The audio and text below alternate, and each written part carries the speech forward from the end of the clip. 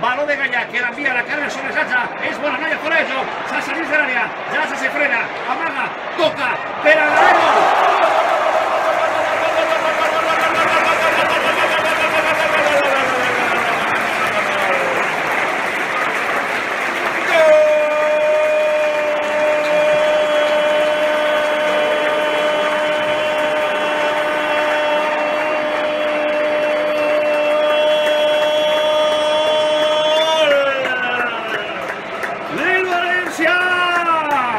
Nuevamente Ezequiel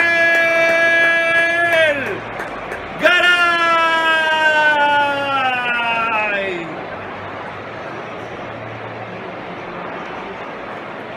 En un córner que estaba el Valencia, la rebucha Roberto Torres, busca a Sergio León que enfronta a Gallà y Montoya.